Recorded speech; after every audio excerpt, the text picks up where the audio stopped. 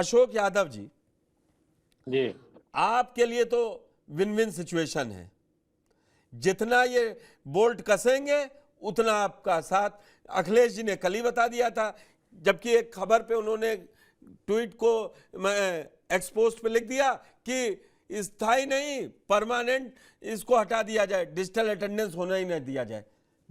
क्या बहुत 92 वाले समाजवादी पार्टी जा रही है जो अंग्रेजी का विरोध करती थी, वहां पे जा रहे हैं क्या?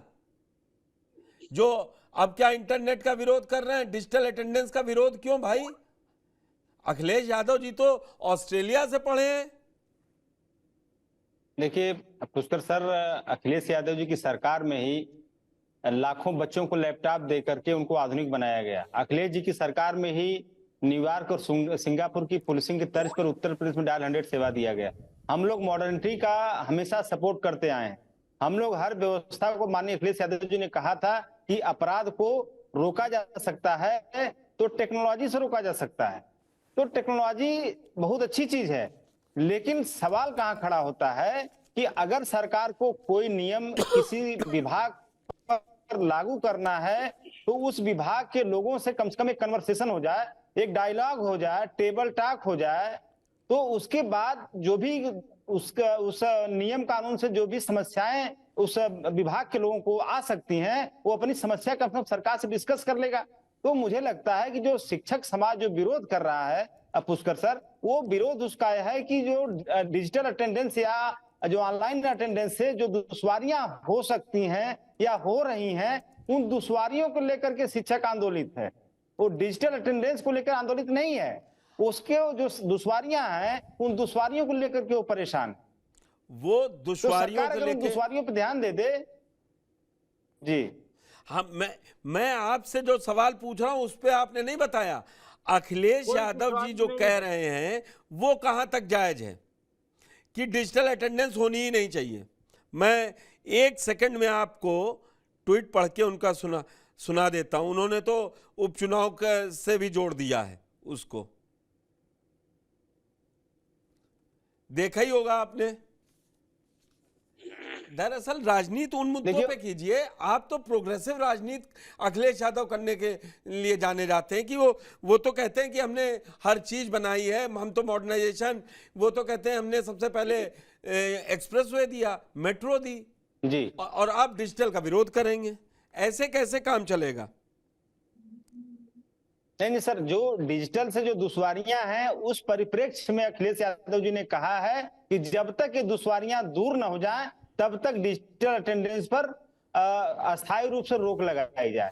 ये दुश्वारियां जब शिक्षकों की दूर हो जाएंगी, जो समस्याएं ये लोग बता रहे हैं शिक्षक समाज, वो दुश्वारियां जब दूर हो जाएंगी तो डिजिटल अटेंडेंस लगाए, क्या दिक्कत है? अगर सरकार के इस डिजिटल अटेंडेंस लगाने से शिक्षक समाज को कोई दुश्वारी नहीं हो, कोई समस्या ना हो, कोई परेशानी ना हो, तो फिर अटेंडेंस लगाने में कोई दिक्कत नहीं है। यही बात हमारे राष्ट्रीय अध्यक्ष जी ने कहा है। 30 सेकंड में पढ़ दूंगा। इंफ्रास्ट्रक्चर की बात अगर कर लिया जाए, भी रहा है शिक्षकों, आखिरकार शिक्षकों की एकजुटता, वो वहां पर आप मत जाइए क्योंकि अभी वापस नहीं लिया है। शिक्षकों पर अविश्वास जताकर भाजपा सरकार ने साबित कर दिया है कि ना तो शिक्षकों का सम्मान करती है ना शिक्षकों का। भाजपा ने अध्यापकों का भरोसा खो दिया है। आशा है इस निर्णय के पीछे विधानसभा के आगामी उपचुनाव में भाजपा की हार का डर का कारण है। उपचुनाव के बाद ये मनमाना आदेश फिर से लागू ना हो जाए। आपको तो, और स्क्रीन पे चल रहा है, मैं कहीं और से नहीं लाया हूं, आप शिक्षकों के साथ खड़े हैं। ये लोकतांत्रिक देश है, आप बिल्कुल खड़े हुए और उनके साथ खड़ा होना चाहिए। जो आंदोलन करे विपक्ष इसीलिए है, सत्ता पक्ष खड़ा होता तो वो आंदोलन ही क्यों करते? आप खड़े हुए, लेकिन आपको चुनाव दिखाई दे रहा है, चुनाव का फायदा दिखाई दे रहा है। देखिए पुष्कर सर, हम लोग कभी भी चुनाव को लेकर के राजनीति नहीं करते हैं। हम लोग हमेशा फेयर पॉलिटिक्स करते हैं। हम लोग हमेशा काम बोलता है कि राजनीति करते हैं। तो इसको चुनाव से कृपया न जोड़िए। हमारा सिर्फ यही जो मानना है, जो शिक्षक समाज के साथ जो दुश्वारियां इसके जुड़ी हुई हैं, जब तक वो दुश्वारियां न दूर हो जाएं, जब तक उनकी समस्याओं का निराकरण न कर लिया जाए, तब तक अस्थायी रूप से इस डिजिटल अटेंडेंस पर रोक लगाई जाए। जब इनकी बुनियादी मांगे, बुनियादी समस्याओं का समाधान हो जाएगा, उसके बाद अगर शिक्षक तैयार है, शिक्षक समाज, तो फिर डिजिटल अटेंडेंस लगवाइए, क्या दिक्कत है? लेकिन उनकी बुनियादी समस्याएं तो सर सुनिए। ठीक। राकेश विश्वकर्मा जी, सरकार को ये कदम क्यों उठाना पड़ा, आपको पता है कि मैं बताऊं? जी नमस्कार सर, मुझे नमस्कार। पता है। 2019 में यूपी एसटीएफ को इसकी जांच दी गई थी। जब जी अचानक औचक निरीक्षण किया गया तो हजारों में टीचर दूसरे की जगह प्रॉक्सी पढ़ा रहे थे। अब सरकार पैसा भी खर्च कर रही है, लोगों के लिए वेलफेयर स्कीम भी चला रही है, उसके बाद जिनको नौकरी मिल, पहले बात तो बेरोजगार ज़्यादा हो रहे हैं, जिनको नौकरी मिल रही है वो दूसरा काम दे के अपना काम खेती करवा रहे हैं और दूसरे काम निपटा रहे हैं। आई थी ना रिपोर्ट, मैं आपसे पूछ रहा हूं अभी सवाल। मैं बता रहा हूँ, मैं आपके सुनिए, सारे और एसटीएफ की जांच में निकला था कि सर आज अरे मैं सुन तो लो, अब आप इसी पे आ गए। अब सरकार क्या करे? सरकार एक कानूनी बनाएगी ना। हम आपकी मांगों के साथ हैं, एक बार सरकार भी मान ले, लेकिन जब उसके पास ये रिपोर्ट आएगी कि 1500 टीचर एक जगह, कहीं 3000 एक जगह, इस तरीके से अगर पकड़े जाएंगे तो रोज एक ही काम है क्या? लॉ एंड ऑर्डर सुधारने के लिए पहले शिक्षकों को सुधारा जाए। डॉक्टर क्या प्रॉक्सी तो नहीं लग रही है कि दूसरा कोई डॉक्टर कर रहा हो? सर इसका डीएम कार्यालय में डीएम जा रहे हैं ना, बाबू कार्यालय में बाबू जा रहा है ना, जो आप लोग कह रहे हैं कि दूसरी अटेंडेंस क्यों? सर मैं बोलूं? हाँ आप बोलिए। जी देखिए, आज मैं बात करूंगा सिर्फ और सिर्फ फैक्ट पे, डेटा पे। मेरे पास सारे रिकॉर्ड हैं, मैं प्रिंट लेके सब बैठा हूं। आप मुझे सही कीजिएगा अगर कहीं मैंने फैक्ट्स गलत दिखाए हो।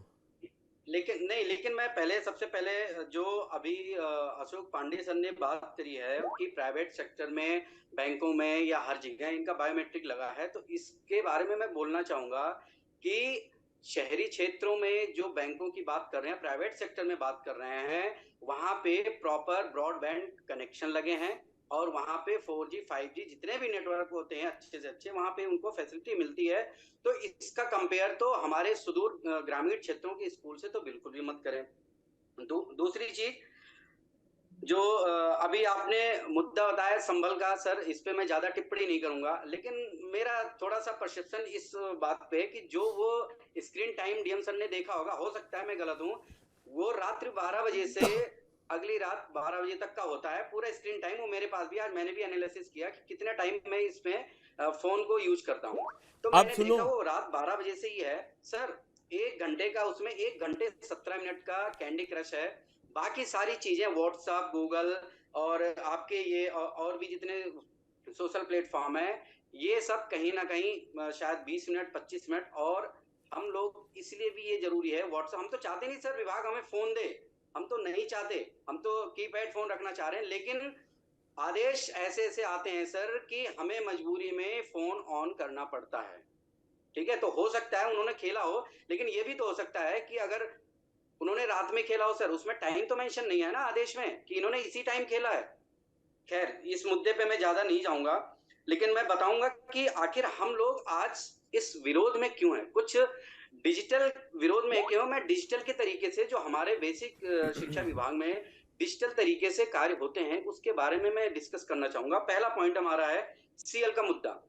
सर पूरे उत्तर प्रदेश में लगभग 6 लाख से ऊपर शिक्षक हैं और प्राय वो हम लोगों को 14 सीएल मिलती हैं। 14 सीएल में से नॉर्मली आजकल में जो है 1000 औसतन शिक्षक जो है अप्लाई करता है तो कोई प्रॉब्लम नहीं होती, लेकिन कभी कभी ऐसा होता है सर, एक साथ उस पोर्टल पे मानव संपदा आईडी पे लाखों शिक्षक जो अप्लाई करते हैं और वो सब क्रैश हो जाता है। मेरे पास स्क्रीनशॉट है, सब कुछ मेरे पास वो सारी स्क्रीनशॉट है सर, जो क्रैश हो जाता है ये आप देख सकते हैं सर, डेटा है मेरे पास। ठीक, ये तो हो गया।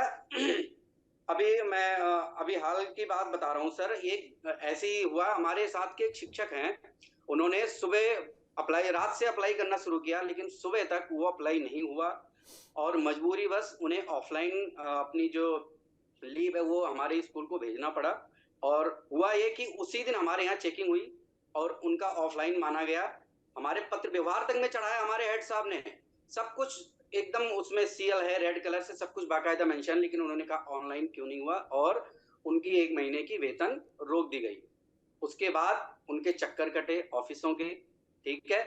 1 महीने बाद उनका फिर से प्रोसेस सही हुआ कि हाँ आप सही थे, क्योंकि पत्र व्यवहार में हमारा कॉन्सेप्ट मजबूत था। दूसरे मुद्दे पे हम आ रहे हैं सर, पीएफएमएस। ये ऐसा एक पोर्टल है सर कि जो सरकार, हमें शासन की तरफ से बजट आता है कंपोजिट ग्रांट का, उसमें हर मद का एक कंपोनेंट कोड होता है और शिक्षक को खर्च करने होते हैं स्कूल के लिए।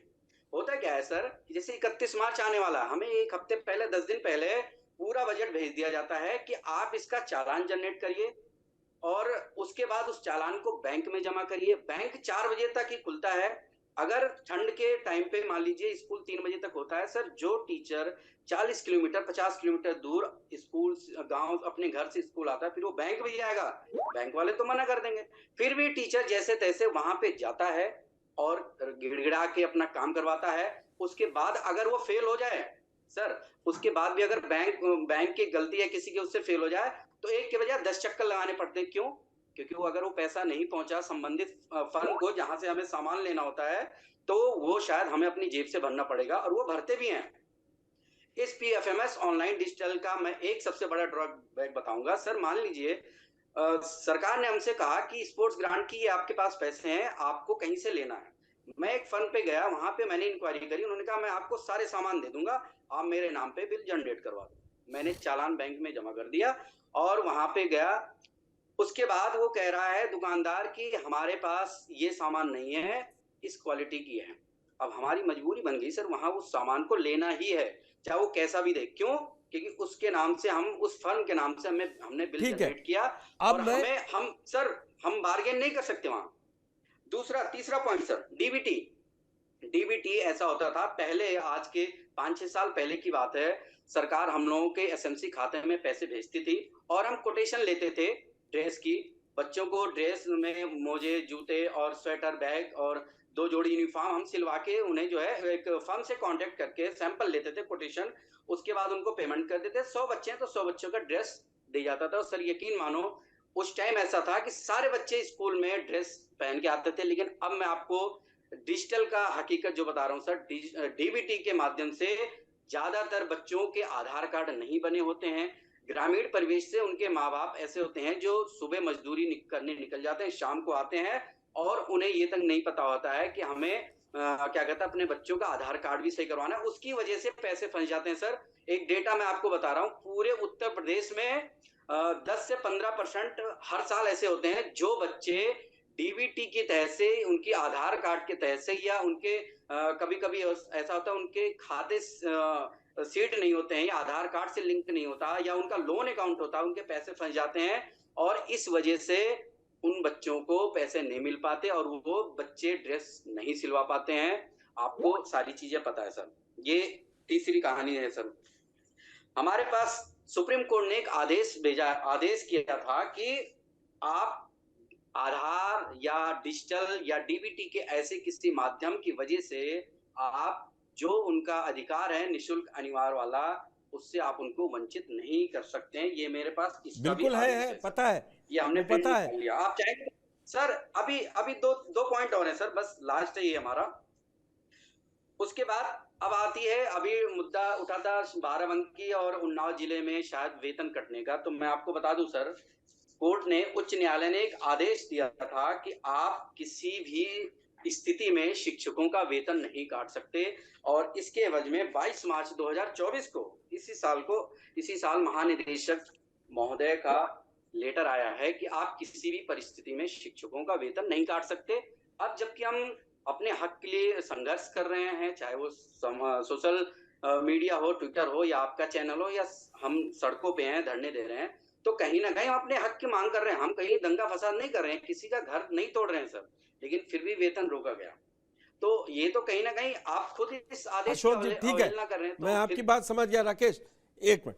जी अशोक जी, जी पॉइंट आपने सुने, या राकेश वाली बातें फिर मैं पूछूं आपसे, उनका जवाब देंगे? बिल्कुल हमने सुना। निश्चित तौर पे मेरा ये कहना है, जब कुछ हर जगह आधुनिक टेक्नोलॉजी लगाई जा रही है तो शिक्षा विभाग भी जरूरी है। और अटेंडेंस की बात, इसके पहले आपको बता दें कि लोगों को 3 बार फोटो खींच के भेजना पड़ता था दिन भर में। उससे आगे ही तकनीक आई है कि आप अंगूठा लगाइए, हाजिरी मानी जाएगी। ये कौन सी बुरी ऐसा बात है? कोई मुझे आदेश सर, नहीं है। और चालू व्यवस्था आप सुसज्जित गलत करने की तथ्य बात पेश कर कर रहे रहे हैं हैं, सर। और आप सुसज्जित किया गलत तथ्य जाएगा। पेश कर रहे हैं। आज कहीं आदेश नहीं आया है, स्कूलों की कहीं व्यवस्था जल्दी को भेजना है। पहले से ऐसी कोई अरे ज्यादा सुन नहीं तो सुधारा गया। लीजिए महेंद्र ऐसा जी कोई और आदेश नहीं आया है। राकेश को सुन तो लीजिए, वो कह रहे हैं कि आदेश क्या है ये तो आप पता कर लीजिए। जी देखिए, मेरा ये कहना है कि अटेंडेंस वाली बात ही तो है, तो इसमें क्या दिक्कत है? अटेंडेंस में इन लोगों को जरा बताइए, ये कौन सी गलत बात है? मैं दिक्कत बता रहा हूँ सर, मैं दिक्कत बता रहा हूँ। अभी आप बोल रहे थे, मुझे आपकी आवाज थोड़ी सी बीच में कट कट के आ रही है, यानी नेटवर्क प्रॉब्लम है सर। इसी को कहते हैं डिजिटल बाढ़। ये कभी काल ठीक है, होता है, ये कभी काल होता है, सर, रोज सुन की लीजिए, बात अब नहीं आपने है। जवाब देखिए, मांगा है ना मुझसे। अब आपने जवाब मांगा है तो सुन लीजिए। हम ऐसे गांव में पढ़ाते हैं सर, जहां पे हमारे फोन में 2 सिम कार्ड होते थे इससे पहले। ठीक है, जब टैबलेट नहीं आया इससे पहले भी हम आपको सारा काम ऑनलाइन करके देते थे। उसी का नतीजा है कि आज हम भुगत रहे हैं। आप हमसे हर काम ऑनलाइन लेना चाह रहे हैं सर। मैं आपको बता रहा हूँ, हमारे फोन में 2 सिम कार्ड हैं। दोनों में हमें 3 महीने के लिए 800 रुपए का रिचार्ज करवाना पड़ता है। किस लिए? अरे ये नेटवर्क अगर गायब हो गया दूसरे से तो भेज देंगे, ये गायब हो गया दूसरे से भेज देंगे।